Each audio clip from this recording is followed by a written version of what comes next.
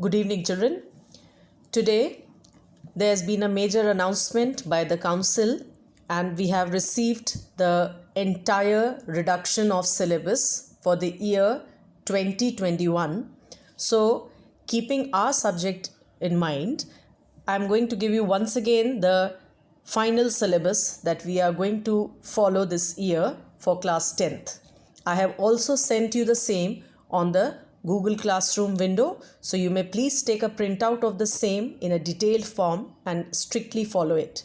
At the same time, children, this is the website address, CISCE website, www.cisce.org.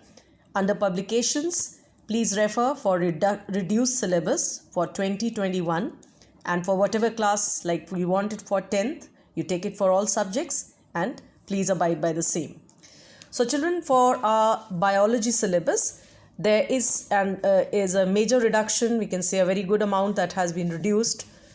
From the first term, we had a total of 8 lessons that I told you last time, but now we have only 6. So the chapters that have been removed, I have just cut it out in blue color. The first lesson, the cell, the structural and functional unit of life, has been removed. You don't have to study anything. And the other chapter that has been removed is chemical coordination in plants. Unfortunately, only one period I took last time, so we will have to remove and delete all those amounts, right? So now the valid lessons for chapters in first term, there are only 6. The colored portion that we have done, these 3, and yet another 3 that we have to complete in order to finish our first term. So this will be absorption by roots, photosynthesis and circulatory system, which are to be completed, because 50% keeping this I have already done with you. Then in the second term, children, the chapters that have been removed are human population. You have been thoroughly removed for the same. Then the chapter pollution, a rising environmental problem, has been thoroughly removed, but the chapter on population, the increasing numbers and rising problems, only a topic has been kept, which is very, very slight in portion. That is methods of population control. Only tubectomy and vasectomy, they are to be done, and that's all. The rest of the things in the lesson, they are not mentioned. Alright children, so that we'll discuss towards the second term, but by and large, your entire syllabus is now this, and that we call as the reduced syllabus for the year 2021 for class 10th, the final board examination. So whether it's a home or outside examination, we will entirely restrict to this. Alright children, so please check the Google window. Today only I have sent, and if you want, you can take a printout. It's advisable, and stick to the same. So today children, I'll have to show you what I am cancelling out. In my last class, that is just day before yesterday, I took a class that was the first lecture on chemical coordination in plants, and we had finished with these pages that I have crossed in blue pencil, and you must please remove the same in your copies if you have already written, and I'm sure you must have. So please cross it out children, we don't have to study anything. The third page here you have to delete, the fourth page, and up till here. So I had completed these 4.5 pages of explanation, and I have explained also, so please just nullify this. We are not going to study this. Unfortunately, today only we came to know about this reduced syllabus. So we will start with our new lesson children instead of this, and the new lesson, our fourth lesson according to the index and syllabus, is photosynthesis. A very interesting topic to study and very simple to study. Now, as we begin children, photosynthesis, the chapter is made up, or the term is made up of 2 words, photos and synthesis. Photos means light and synthesis means to prepare. So what are we talking of? Preparation of what and by whom? Yes, we are talking of preparation of food, along with which the oxygen is given out by green plants. We know, children, that all living organisms, they need food. Animals obtain food from plants, but plants prepare this for themselves by the process of photosynthesis. So this is a very important activity of all green plants which are able to synthesize this, and we need counted 4 raw materials for the same. What are these? Let's go one by one, see what I have numbered. The order 1, 2, 3 and 4 also tells you the order of their number of how they are used. So the first thing to be used in process is sunlight. This sunlight during the day is picked up by the pigment called chlorophyll, which is present in the green plants. Then the activation of chlorophyll takes place, and the third step is that water that is absorbed through the roots is broken down, right? And finally, carbon dioxide, the last raw material, is used, and the end product of the process is that the life-giving oxygen is prepared, that is given out, and food is also prepared, right? So a portion of this oxygen the plant also uses for itself for the process of respiration, but the major portion is what we use, and therefore life exists on the planet.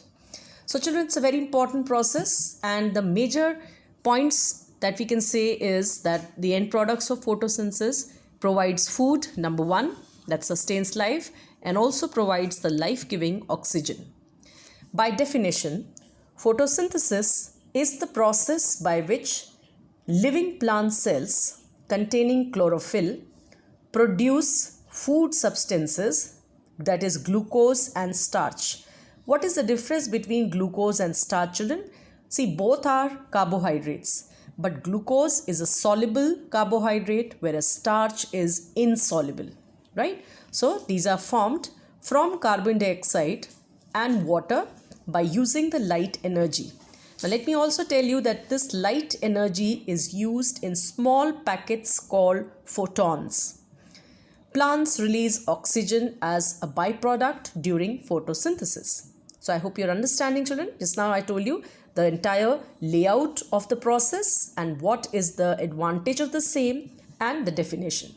A very important question very frequently asked by the council exam is the balanced chemical equation for photosynthesis. So please learn this and practice writing and balancing. 6CO2 plus 12 H2O in the presence of light energy of sun and chlorophyll forms C6H12O6, that is glucose, plus 6H2O plus 6O2. So simple sugar, that is glucose, is readily soluble in water. Just now I told you that glucose is soluble sugar, whereas starch is an insoluble carbohydrate, right? Now, coming further, if we talk about the chlorophyll, that is a green pigment. Now, this is also made up of 2 words, children. If you see here, chloro and phyll. Chloro means green and phyll means leaf. So basically this is the green coloring matter found in plants. And plants, they are looking green because chlorophyll reflects the green color, right? We'll talk about that just now. Now, green coloring matter that is found in the leaf is present in the cell organelle called chloroplast, the type of plastid that is found in plant cells, right? So these are microscopic structures in the plant cell, chloroplast. Now we'll come to the structure of chloroplast just now, but before that we'll talk a little about the chlorophyll. Basically, children, there are 9 types of chlorophyll, but chlorophyll A and B are the best known and they are the most abundant. So what we have the total? There are 9 types, but A and B are the most abundant and they are the best known. Chlorophyll absorbs light at both ends of the visible spectrum. Spectrum, children, physics you have studied in your previous classes, the band of 7 colors, right? This is what forms the white light, VIBGYOR or what you call. So chlorophyll, what it does, it absorbs the extreme ends, that is blue and red colors, and reflects the green. Once again, the blue and red colors are absorbed, right? But this is absorbed by the chlorophyll at the extreme ends, and the green color is reflected, due to which plants or the chlorophyll, they appear green. right? Now, this is the reason what makes them look green. So this can be asked in a reasoning question. Thus, the absorbed blue and red lights are the most effective for photosynthesis. Why they are? Because this is the only band of spectrum where the lights are absorbed by chlorophyll, right, at the visible spectrum end. Chlorophyll is highly sensitive to light. So, too much of light may destroy it, right? So, extra light intensity may definitely destroy chlorophyll, right? However, we can say that the formation of chlorophyll is also light dependent. So, sometimes if you have observed that the grass that is growing under the shade, under a stone or some other object turns yellowish. Why? This is due to non-formation of new chlorophyll pigment and also due to disintegration of the old chlorophyll in absence of light. Chlorophyll is contained in the chloroplast. I told you the plastids, the green plastids that are found in plant cells. Now, there are as many as more than some 500,000 chloroplasts per square millimeter of leaf surface. So, a real high number, children. So, per square millimeter, and some how many? 500,000 chloroplasts that are present. So, these facts, children, that you'll have to remember, and they all are very important, that which light is the best light for photosynthesis? Light blue and red. Which is the light that is not absorbed at all? So, which is a color light of the spectrum that is not absorbed? It is the green, and therefore they appear green in color. The equation for photosynthesis is very important, and the raw materials and products. Moving to chloroplast, the kitchen of the cell. We also call it as kitchen of the cell because the plants manufacture their food and evolve oxygen that sustains life. The structure of chloroplast, it is an oval body. The shape, as you can see, is a flattened oval body, and it is double membrane. So you can see there's an outer membrane and there is an inner membrane. All right, and their interior is a colorless matrix or a ground substance. This dot structure, what you see, is a colorless ground fluid substance. We call it as stroma. All right. Now, ordinarily, the number of chloroplasts, how many chloroplasts can be there in the cell? They are around 40 to 50 in one plant cell. And where is the pigment chlorophyll present? The chlorophyll pigment is present in these flattened structures. We call, see, one structure is called as a thylakoid. So if I draw this, a thylakoid is this. One flattened structure, that is thylakoid, right? But as you can see in the diagram, many thylakoids, they are piled up one on the top of the other. How you submit your copies to the teacher while you submit, look at this, it's looking like a flattened disc collection, right? So this entire assembly of thylakoids, we call it as granum, the plural called grana, and this means the piles of thylakoids. So where is chlorophyll present, children? You can see the color also. The green color is restricted to the walls of thylakoids. This is very important, children, that the green pigment is not found anywhere else but in the walls of thylakoids only. All right. Now, the pigment, if we talk about the chlorophyll, the composition, you can see here, it is made up of, it's highly complex in nature, and it is made up of carbon, hydrogen, oxygen, nitrogen, and magnesium. So these are the basic components of the chlorophyll. Chloroplasts are mainly contained in the mesophyll cells located in upper epidermis. I'll just like to show you this familiar diagram. If this is the structure of cell or structure of leaf in a section, then mesophyll cells are these.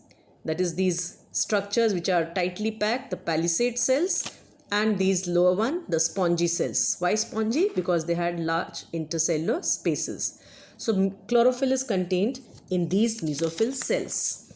Alright, coming back to this same diagram here, what else we have to discuss? We have discussed double membrane structure, the oval shape. Then we have discussed the colorless ground substance called stroma, the flattened disc-like structure called thylakoid in singular term, but when arranged in piles or in stacked arrangements, we call it as granum, the plural called as grana.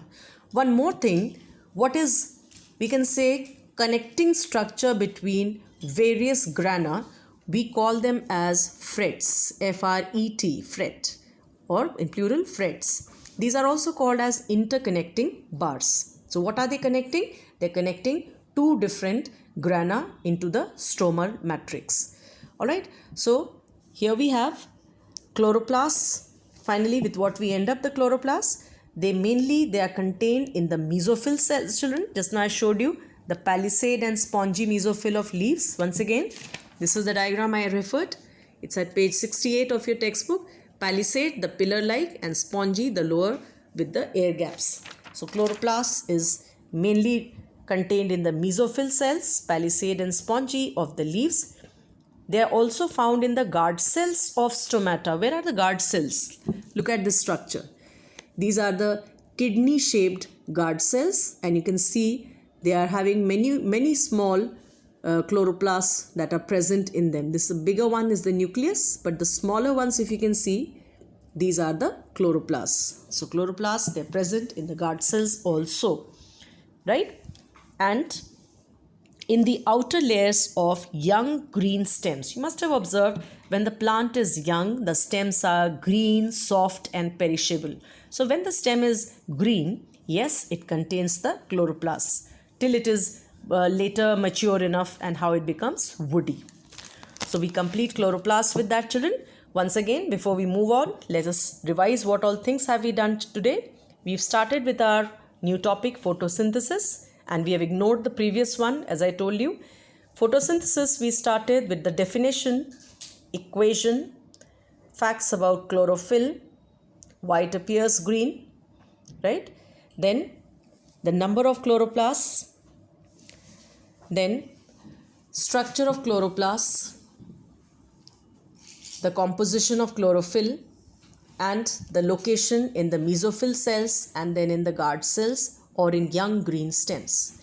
To move further, children, I am going to introduce some 4 abbreviations to be learnt with correct spellings and by heart. ATP. We all know it. Some of them, they are familiar with this word. Adenosine triphosphate. Why it is called triphosphate? Because this bond or this chemical called adenosine has 3 phosphate attachments or 3 phosphate bonds. And remember, children, one phosphate bond itself means a high energy linkage, right? So if we have one bond less, the same becomes ADP, because now the same chemical adenosine, instead of 3 higher energetic bonds, has only 2. So we call it as adenosine diphosphate. NADP, nicotinamide adenine dinucleotide phosphate. So you'll have to learn this, very important it is. And P, capital P, small I. This is not 1, this is small I. So I means inorganic and P means phosphate. I'm introducing them first because later in the phases of photosynthesis you have their roles and their effects on photosynthesis.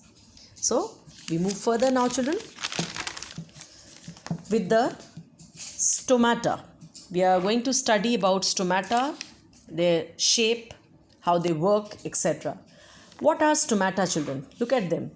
Here, stomata, they are present as minute openings occurring in large numbers on the lower surfaces of the leaf mainly, but they are also distributed on the upper surface in dicot leaves.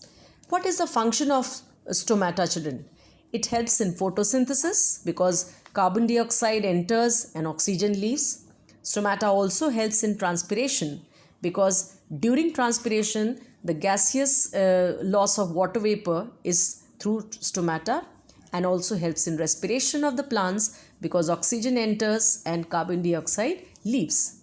So stomata, they are open at daytime. You can see this is at daytime that the stomatal pore is open. But look at them at night. They are closed, right? Why? Because here they will not be conducting out photosynthesis. So let us see the various theories. When stomata are not in use for photosynthesis, that is, in darkness they tend to close the openings. so that the water loss is minimized by transpiration, right? And when there is light, that is after sunrise, they open back again to allow carbon dioxide to diffuse in and photosynthesis to begin. Transpiration also occurs along with photosynthesis. So, due to this process, we can say that transpiration is the price that the plant pays for photosynthesis, right? Because transpiration is loss only, the plant is losing, but photosynthesis is the main thing that the plant is paying the price through transpiration. Okay, now moving further, let us see one more thing before we move further, the labelings. The stomatal opening is such seen that the guard cell, as you see children, this fluorescent color, green color is the guard cell, and guard cell, there are two types of walls. The walls that are facing the stomatal pore, they are thick, inner walls, and the outer walls of the guard cell, they are thin. You can see this is a single thin layer, this one, but the inner one is very, very thick, and the guard cells are the bean shaped. So what are these surrounding cells? They are the other leaf cells. We can also call them as the epidermal cells, right? Now there have been many theories proposed for the opening and closing of stomata. We are going to study two theories for today, and this will be our last topic for today, children. Theories about opening and closing of stomata. We have two theories. First is a more recent one, K plus ion theory or potassium ion theory. At the same time, we have another theory which is an old one, classical one, and we call it as sugar concentration theory. So how is it that the stomata opens at daytime and closes at night? We have a justified 6-point explanation under this theory. That is, during the daytime, these guard cells, as you can see this, during the daytime, these guard cells, they have many chloroplasts and they have the pigment inside them. So definitely they can carry on photosynthesis. So during the daytime, photosynthesis occurs in the guard cells, and due to this, the energy rich compound ATP, just now I told you adenosine triphosphate, is produced. This high energy compound actively pumps K plus ions into the guard cells. So from where are these K plus ions entering, children? From the epidermal cells. Surrounding cells, the ATP generated here. See, step 1 is photosynthesis by these small chloroplasts, energy produced as ATP. The same energy pulls K plus ions from the surrounding cells, right? As a result, extra K plus ions now in these cells makes the medium turn hypertonic. Hypertonic means the solute concentration will be more than the solvent.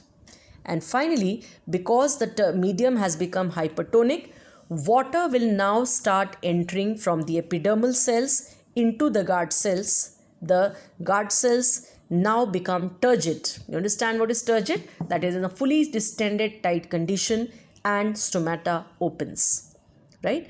So this is very simple, that just the reverse of the same happens at night. Then during night, what happens? The closure according to this is no photosynthesis, step 1. At night there will be no photosynthesis, no energy produced, no pumping in of potassium ions into the guard cells, due to which the medium does not become hypertonic, and water is not drawn out from the adjacent cells, guard cells. They will be becoming flaccid and stomata closes. Alright, look at this. The other theory, sugar concentration theory, that is the old one. According, now here we concentrated on the pump of potassium ion. Here we'll talk about sugar. So during daytime, photosynthesis occurs by the guard cells. As a result, glucose or the sugar is produced. This raises the OP, that means osmotic pressure of the guard cells. Water from the adjoining cells enters, right, by a process called endosmosis. Again, just like the previous, guard cells will become turgid or in a fully distended condition, and stomata opens. So children, we have a very simple explanation, step by step, right? Just remember, in K plus ion theory, your basis of explanation is pump of K plus ions into the guard cells. Whereas here in sugar concentration theory, you have the formation of sugar as the main substance due to photosynthesis that raises the osmotic pressure and pumps water inside to make the cells turgid, and thus stomata opens. So today we will be stopping here, children. Please note down these 3 pages as I am sending the scan pages to you. So first page, the second page, and this diagram, please draw it very carefully into your copies. It's a very important diagram, can be asked in council to label. In your textbooks, it is given like this. It is figure 6.1. So you will draw this same way in your copies and also draw this diagram. So this is your homework, children. Figure 6.1 and 6.2 you must draw and label. This has been a very frequently asked question. Into your various workbooks you will find the same. And this is the last page of explanation about the 2 theories, that is K plus ion theory and sugar concentration theory. Right? So I'll stop here, children, the 3 pages, and make sure that you're writing the same, and kindly take out the printout of reduced syllabus. We'll stick to it. Also, children, we'll start with our practicals finally by tomorrow. So you must be ready with your punch sheets and your prescribed lab manual. Thank you.